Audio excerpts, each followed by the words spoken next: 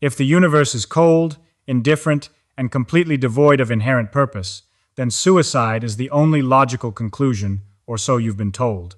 But what if you've been looking at the equation backward? What if the fact that life is meaningless isn't the reason to give up, but the only valid reason to finally start living? You are currently living as a hostage to a future purpose that will never arrive. Albert Camus didn't offer a path to happiness. He offered a path to freedom. It's time to stop searching for the meaning of life and start enjoying the absurdity of the fact that there isn't one. We are born into a world that demands order, yet we find ourselves in a reality defined by chaos. We crave answers to the big questions. Why am I here? What is my purpose? What happens after? But the universe remains stubbornly silent. Albert Camus called this friction between the human desire for meaning and the world's lack of it, the absurd. Most people respond to this crisis in one of two ways. They either retreat into the comfortable delusions of faith and ideology, or they succumb to the paralyzing belief that nothing matters. But there is a third way. Camus proposed that the moment you accept the total meaninglessness of existence is the moment you truly become free. By confronting the absurd without blinking, you reclaim your agency from the gods, the state, and your own biological programming. This is not the nihilism of the broken, this is the rebellion of the brave. In this series, we will dissect the psychological anatomy of the absurd. We will bridge the gap between French existentialism and modern American psychology, looking at how to maintain cognitive clarity in an age of digital distraction, how to construct personal meaning in a vacuum, and why the myth of Sisyphus, the man condemned to push a boulder up a hill forever, is the ultimate hero for the 21st century individual. If you have ever felt that your ambitions are hollow, or that your daily struggle is a futile repetition, you are closer to the truth than you think. You are not experiencing a mental health crisis. You are experiencing an awakening. Let's dismantle the illusion of purpose and find out what happens when you finally decide to stay in the game. The feeling that your life is meaningless is not a malfunction of your brain. It is not a sign of depression, nor is it a personal failure. According to Albert Camus, that specific, sinking sensation in the pit of your stomach, the realization that the world does not care about you, that your daily tasks are repetitive, and that your search for a grand purpose has yielded no results, is the most authentic experience a human being can have. Camus called this the absurd. To understand why you feel like you are wasting your life, you have to stop trying to cure this feeling and start understanding that it is simply the logical response to the nature of reality. We are biologically hardwired to seek patterns. If you look at the stars, you see constellations. If you look at your life, you look for a narrative. You want to believe that there is a beginning, a middle, and an end, and that your actions are building towards some ultimate point or objective.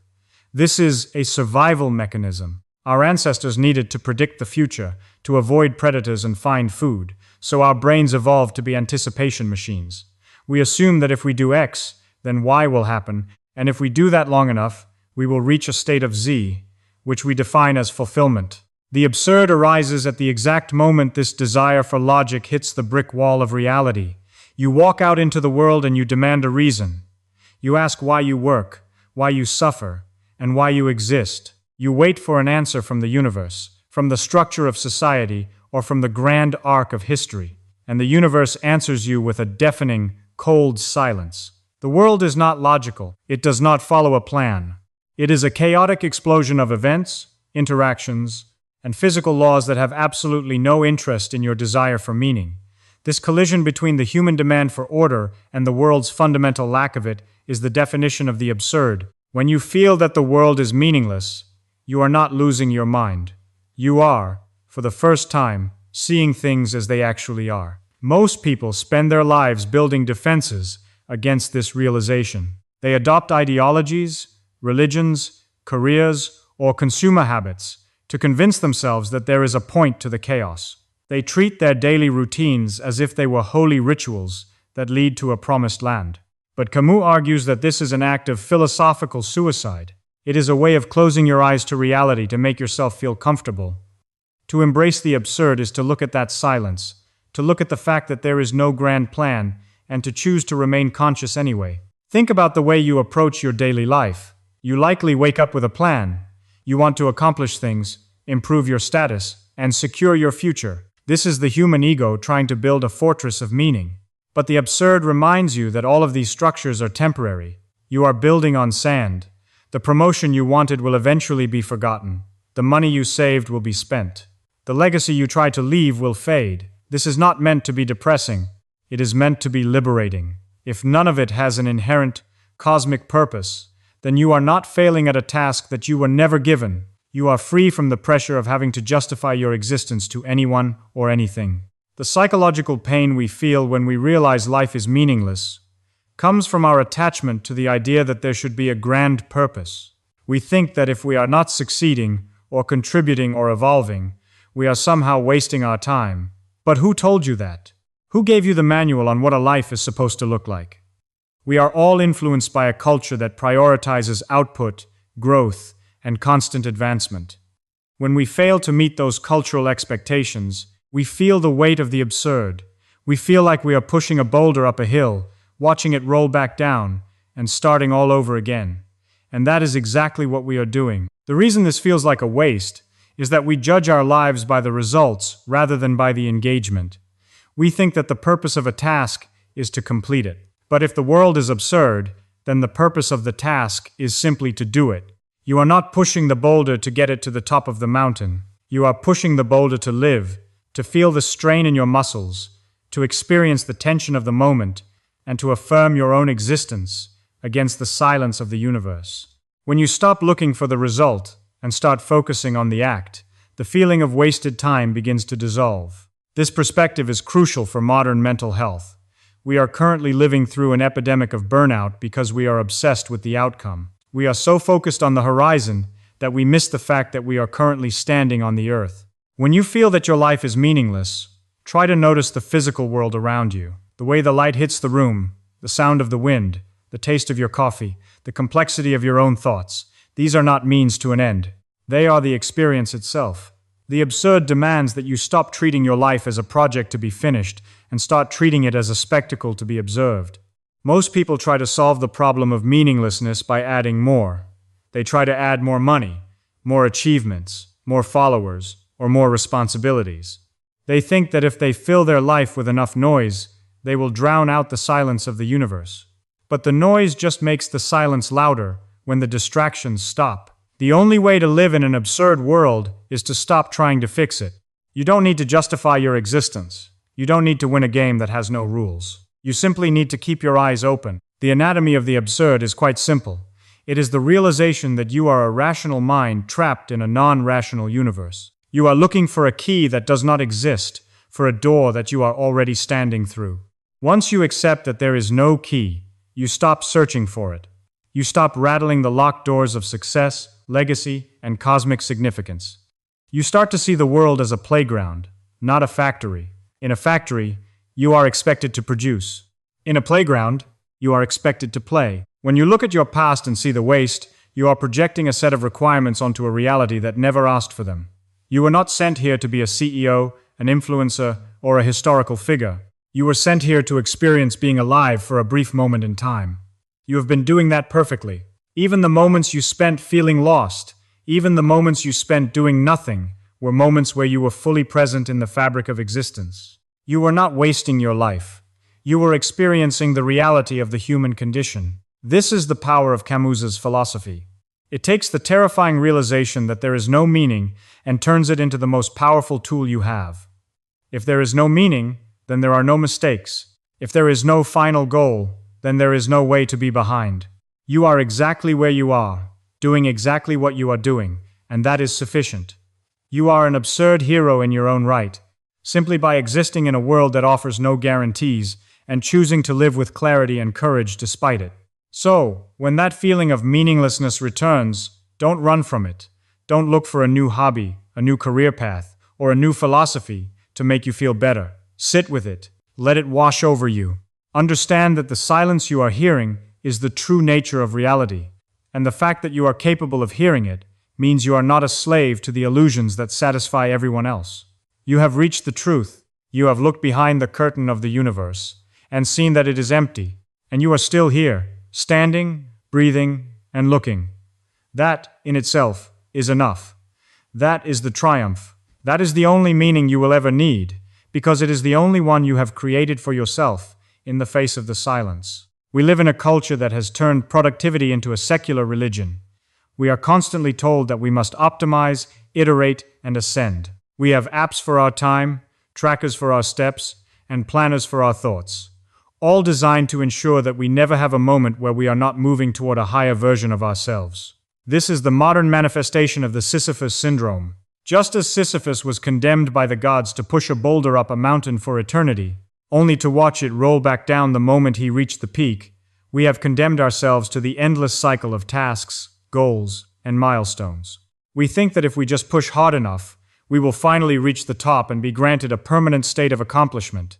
But the mountain is circular, and the boulder is our own ego. To understand the trap of productivity, we must look at how we have fundamentally misunderstood the nature of work.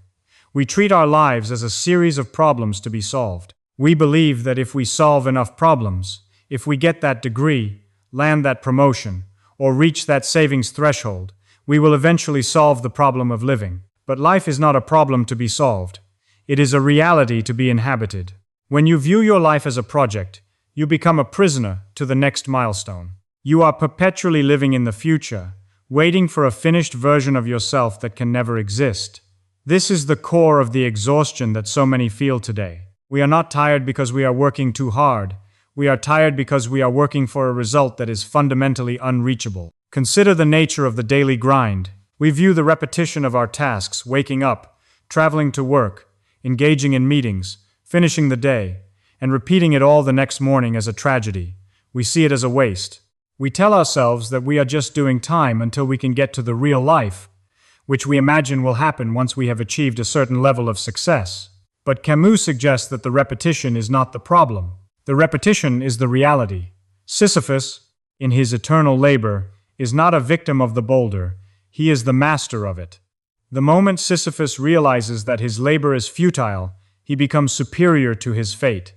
He owns the mountain, he owns the boulder. When you stop hoping for the boulder to stay at the top of the hill, you stop being a slave to the expectation of a finish line.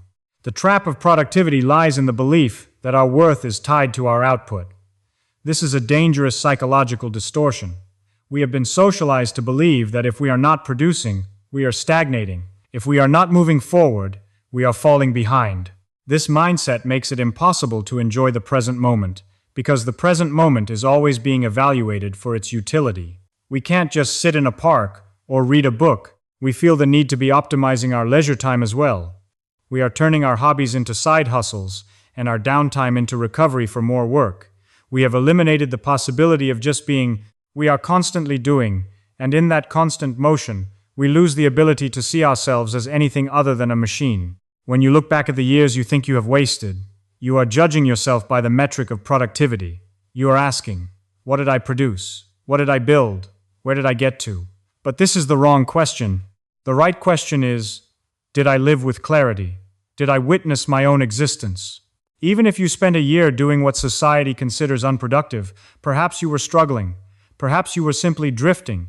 You were still experiencing the reality of existence. You were still participating in the absurd. That is not a waste. That is the fundamental experience of being a human being on a rock, spinning through space. You are not here to be a cog in the machine of human progress. You are here to be a witness to the universe. The Sisyphus syndrome is also reinforced by our digital environment, which feeds us a constant stream of other people's successes. We see the highlight reels of others, their promotions, their fitness transformations, their travels, and we subconsciously conclude that they have successfully pushed their boulder to the top of the mountain. We think they have escaped the cycle, but they haven't. They are just pushing their own boulders, and eventually, their boulders will roll down too. We compare our internal experience of struggle with the external image of their achievement, and we feel a deep sense of inadequacy. We feel like we are failing because we are still pushing, while they seem to be resting at the summit. But there is no summit. There is only the mountain, and we are all on it. To break free from this trap, we need to practice a form of radical acceptance toward our daily tasks. Instead of trying to finish the work so that you can finally be free, try to perform the work with full, undivided attention. When you wash the dishes, just wash the dishes. Don't think about the emails you have to send. When you are writing a report, just write the report. Don't worry about the promotion it might lead to. When you are doing your job, do it with the awareness that it is just a game you are playing to sustain your existence, not the thing that defines your soul. This is not about being lazy. It is about being liberated. It is about realizing that the work is just the way you spend your time, not the reason you exist. The obsession with productivity is essentially an attempt to control the future. We think that if we are productive enough, we can guarantee a future that is comfortable and meaningful. But the future is inherently unpredictable. No amount of planning, optimization, or hustle can protect you from the fundamental uncertainty of life. By focusing so hard on the future, we sacrifice the only thing we actually have, the present. And the present is where the absurd resides. If you want to find joy, you have to find it in the middle of the struggle. You have to find it in the act of pushing the boulder. You have to find it in the irony of the cycle. There is a profound, quiet dignity in continuing to live, to work, and to exist in a world that offers no ultimate purpose. When Sisyphus turns back toward the plain to retrieve his boulder, he is in a state of consciousness. He is aware of his fate, and he embraces it. He doesn't look at the mountain with resentment. He looks at it with recognition. He knows the boulder will roll down, and he prepares to push it again. That is the ultimate act of rebellion. You are not a machine that produces value. You are a conscious being that affirms its own existence by refusing to give up, even when you know that the goal is an illusion. The trap of productivity makes us think that we need to reach a destination to have a successful life. But in an absurd world, there is no destination. You are already there. You have been there the whole time. Every moment of your life, whether you were working, playing, resting, or suffering, was a complete and perfect moment in itself. It did not need to lead to anything else to be valid. When you stop chasing the phantom of the finished life, you suddenly find that you have all the time you need. You aren't running out of time, you are living in it. So, let go of the need to be the most productive person in the room. Let go of the need to optimize your existence. Let go of the need for the boulder to stay at the top of the mountain. Embrace the cycle. Find pleasure in the struggle itself. When you realize that the work you do is just a way to fill your time in an otherwise meaningless universe, you become an artist of your own life. You are no longer performing for a boss, for society, or for some future version of yourself. You are performing for the only audience that matters, your own consciousness. And that, in the face of the silence of the universe, is a victory that nobody can take away from you. You are the master of your mountain, and your boulder is the proof that you are, and have always been, fully, unapologetically alive. If the universe is silent, and your life is essentially a repetitive, circular journey, the natural, human instinct is to feel a crushing sense of despair. You might look at the world's chaos and the inevitability of your own mortality and decide that, because nothing has an inherent higher meaning, nothing is worth doing. Albert Camus argued that this despair is a trap. It is a surrender to the very thing that seeks to deny your existence. The true hero of the absurd is not the one who falls into this void, but the one who looks into it and decides to live with a fierce, defiant passion anyway. This is what Camus called revolt. It is not a political act, and it is not a call to arms. It is a psychological stance. It is the act of saying no to the silence of the universe by saying yes to the experience of being alive. Despair is the consequence of holding on to the hope that the world should be different. We feel hopeless because we demand that the world offer us some form of validation, some guarantee that our struggle counts for something. When that validation never arrives, we collapse. Rebellion is the process of letting go of that demand. When you stop asking the universe to justify your life, you stop being a victim of its silence. You shift the locus of control from the external world back to your own consciousness. You realize that the only person who can define the value of your life is you. This is a terrifying level of freedom, but it is also the only way to escape the cycle of disappointment. To understand how to live in revolt, we have to look at the difference between quantity and quality. In a world where there is no ultimate destination, the quality of your life, the idea that you must achieve a certain status or reach a certain state of enlightenment, is just another illusion.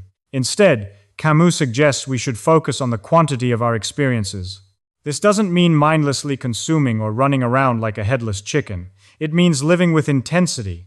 It means being fully awake to the sensory, emotional, and intellectual reality of your daily life. It means drinking in the existence that is right in front of you, not because it is leading somewhere, but because it is here, now, and it is yours to witness.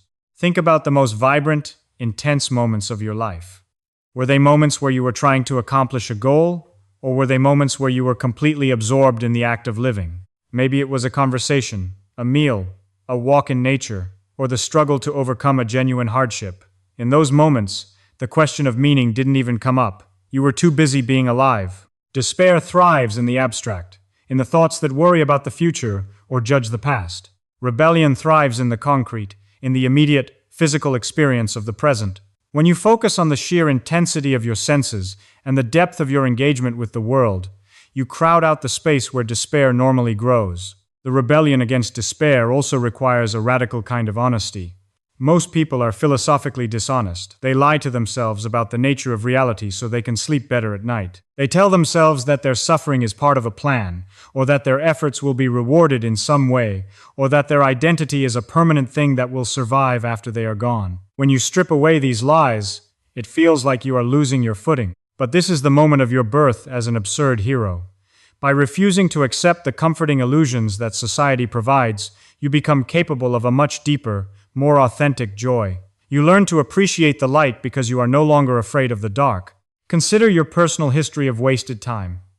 You feel this way because you are holding on to a standard of success that was never yours to begin with. You are holding onto a scorecard created by a world that doesn't know you exist. Rebellion means throwing that scorecard away. It means realizing that the time you spent feeling lost, or struggling, or failing, was actually the most important part of your development. It was the period where you were stripped of your illusions. You are now standing on the bedrock of reality. You have no more excuses to hide behind. You have no more goals that will save you. You are finally free to define what a meaningful life looks like based on your own internal values, not on the expectations of the crowd. This is why Camus was so adamant that living is the ultimate act of rebellion. Suicide or giving up on life is an acknowledgement that the absurd has won. It is a declaration that the silence is too loud to bear. By choosing to stay, to work, to love, and to experience, you are essentially telling the universe that you are more resilient than it is. You are asserting that even if your life is a flicker in the dark, that flicker is important because it is yours. You are creating a warmth in a cold place. This is not about being a winner. It is about being a witness who refuses to close their eyes. You might wonder, if this is all there is, why keep striving? Why try to be a better person? Why try to create art or build relationships? The answer is that you do these things as an act of defiance. You are generous, not because you will be rewarded, but because you choose to be. You are kind, not because it is written in the stars, but because you know what it feels like to struggle, and you choose to alleviate that for someone else. You create not because you are leaving a legacy, but because the act of creation is a way to push back against the emptiness. Every act of kindness, every creative effort, and every moment of honest connection is a stone thrown at the silence. It is a way of saying, I am here, and I matter. Not because the universe says so, but because I have decided it. This mindset transforms your life from a series of tasks into a series of choices. You stop feeling like a character in a script written by someone else and start feeling like the author of your own experience. The despair that comes from the fear of being nothing is replaced by the exhilaration of being everything to yourself. You are the center of your own universe, the judge of your own success, and the only person who can determine the value of your days. This is the freedom of the absurd. It is the realization that since the universe has no plan for you, you are finally, truly, in charge of your own life. So, when the weight of the meaninglessness starts to press down, remember, your despair is the old you, the version of you that was still waiting for the universe to give you permission to be happy. The new you is the one who has realized that permission was never required. You don't need the universe to be meaningful. You just need to live as if your choices have weight. You don't need your life to have a point. You just need to experience it with full intensity. When you stop waiting for the world to give you an answer and start providing the answer yourself through your actions, you aren't just surviving. You are revolting. You are an absurd hero, pushing your boulder with a smile, knowing exactly what it is, and loving the struggle for its own sake. That is the ultimate victory over despair. It is the realization that the only meaning you will ever find is the one you create in the very act of refusing to give up. The final step in the philosophy of the absurd is perhaps the most difficult to achieve, but it is the one that offers the most complete freedom. It is the transition from being a participant in the social machine to becoming a stranger. Albert Camus, through his literary work and his essays, described the stranger as an individual who has lost the ability to play along with the social scripts that define normal life. This is not about becoming a misanthrope or a hermit. It is about reaching a state of psychological detachment where you observe society with the same curiosity and irony that a visitor from another planet might have. You are in the world, but you are no longer of it. You have ceased to be a prisoner of the roles you are expected to perform, and in doing so, you have claimed the final, total freedom of the absurd. We spend most of our lives acting. We perform the role of the diligent employee, the supportive friend, the successful family member, or the concerned citizen. We learn these scripts early, and we refine them throughout our lives, often forgetting that they are scripts at all. We believe that if we play our roles correctly, we will be granted a sense of belonging and protection from the chaos of reality. But the stranger knows that these roles are merely customs, conventions, and habits designed to make life predictable. The stranger sees the underlying fragility of these social structures and chooses not to invest their identity in them. When you realize that the social world is a performance, you suddenly gain the ability to step off the stage whenever you want. This detachment is not an act of coldness. It is an act of supreme clarity. When you stop taking the rules of society as absolute truths, you stop feeling the pressure to conform, the fear of being judged, the anxiety of not being enough, and the panic of falling behind in the social race. These are all predicated on the belief that the game is real. Once you see the game as a collection of arbitrary, man-made rules, you can play them when it is useful, but you no longer let them define your worth. You can hold a job without believing that your job title is who you are. You can participate in social rituals without being fooled by them. You become a person who can move through the world with a light touch, unburdened by the heavy chains of social expectations. The freedom of the stranger is the ultimate antidote to the feeling that you have wasted your life. The waste you feel is almost always the result of failing to live up to a standard that someone else set for you. You feel you wasted your life because you didn't climb the ladder, or you didn't marry the right person, or you didn't achieve the social status you were promised. But the stranger looks at that ladder and sees it for what it is, a prop. You cannot waste your life by failing to climb a prop. By disengaging from the societal narrative, you liberate yourself from the possibility of failure. If you don't accept the game, you cannot be a loser in the game. You are simply yourself, navigating a life that you are designing on your own terms. Living as a stranger also allows you to cultivate a more authentic kind of love and connection. When you are performing a role, your relationships are transactional. You are looking for validation, for security, or for social status. When you stop performing, you become capable of seeing other people for who they really are, not as tools for your own social advancement, but as fellow humans who are also, in their own way, struggling with the absurd. You can connect with them in the silence, beneath the level of the roles and the scripts. You start to appreciate the fleeting, fragile nature of human interaction. You don't need to control the relationship or mold it into a specific shape to feel safe. You can simply enjoy the company of another person, knowing that you are both temporary, unique, and deeply mysterious beings. The freedom of the stranger also brings with it a new kind of responsibility. If you are not following the pre-written script of society, you must write your own. This is where most people falter. They are terrified of the emptiness of the page, but the stranger sees the empty page as a gift. You are no longer constrained by the dogma of others. You can choose to dedicate your time to things that truly fascinate you, even if they aren't productive. You can choose to live in a way that respects your own values, even if those values are out of step with your community. You can be honest when it is uncomfortable. You can change your mind, and you can live with a fluidity that is impossible for those who are tethered to a rigid identity. This level of freedom will inevitably make you feel like an outsider. People who are deeply invested in their roles will not understand you. They will find your lack of ambition, your irony, or your detachment to be unsettling. They may try to force you back into the script. They may question your motives or doubt your stability. But the stranger is not bothered by this. Being an outsider is the price of admission for living a life of radical honesty. You cannot be both fully aligned with the expectations of the crowd and fully free in your own mind. You have to choose which master you serve, the fickle, demanding approval of the masses, or the quiet, steady truth of your own experience. As you move through the world with this newfound perspective, the feeling of wasted time will be replaced by a profound sense of gratitude.